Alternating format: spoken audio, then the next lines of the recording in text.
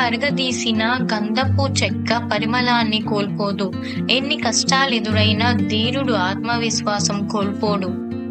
మనిషి దీపమైనా కావాలి, అర్థమైనా కావాలి. ఒకటి వెలుగునిస్తుంది, మరొకటి ప్రతిబింబిస్తుంది. ప్రతి వారు దీపం కాకపోవచ్చు, కానీ అర్థం కాగలరు. తనకు తెలిసిన జ్ఞానాన్ని పంచటమే జీవితం. విజయం ఎదురు చూస్తూ ఉంటుంది, తనని నమ్మి తన కోసం ప్రయత్నించే వారి కోసం.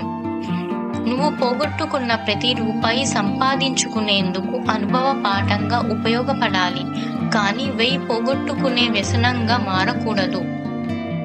ఇద్దరు వ్యక్తులు నీ స్నేహం కోసం పరితపిస్తుంటారు. ఒకరు బద్ధకం, మరొకరు అహంకారం. అయితే ఈ ఇరువురు నీ జీవితాన్ని నాశనం చేసే బద్ధ శత్రువులు అని తెలుసుకోవటం మర్చిపోకు. నా ఒక్కడి వల్లే ఈ దేశం మారిపోతుందా అనుకునే ఏ ఒక్కడి వల్ల దేశానికి ఉపయోగం లేదు. పులి ఎప్పుడు పులిలాగే జీవించాలి తప్ప పొరపాటున పిల్లిలా బతకటానికి ప్రయత్నించినా అది ప్రతి అడ్డమైన గాడిదకు అలుసైపోతుంది. సాయం చేసేవాడు దేవుడు, మంచి మాటలు చెప్పేవాడు గురువు, నీతిగా బ్రతికేవాడు మనిషి. కష్టానికి తగిన వేతనం ఇవ్వని యజమాని దగ్గర పనిచేసే కంటే సొంతంగా 2 మంచి ఎద్దులతో వ్యవసాయం చేస్తే ఆశించిన రాబడి పొందవచ్చు. మన దేశంలో 2 మహాపాతకాలున్నాయి. ఒకటి స్త్రీలను అణగదొక్కటం, రెండవది కుల నిబంధనలతో పేదవారిని రాచి రంపాన పెట్టటం.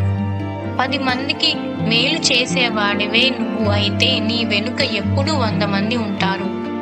సన్మానం పొందటంలో గొప్పదనం లేదు, దానిని పొందటానికి నీకున్న అర్హతలోనే గొప్పతనం ఉంది.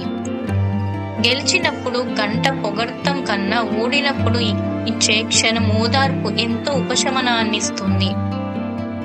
తనను తాను వశపరుచుకోగలిగిన మనిషిని దేవతలు సైతం ప్రభావితం చేయలేరు.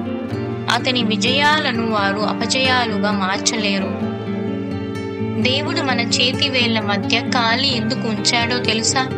మనల్ని నచ్చేవాళ్ళు మన చేతిని పట్టి జీవితాంతం తనతో నడిచేందుకు. ముఖం మీద చిరునవ్వు లేకపోతే అందమైన దుస్తులు వేసుకున్న ముస్తాబు పూర్తి కానట్లే. సత్యం, ప్రేమ ఎక్కడుంటాయో అక్కడ శాంతి తప్పక ఉంటుంది.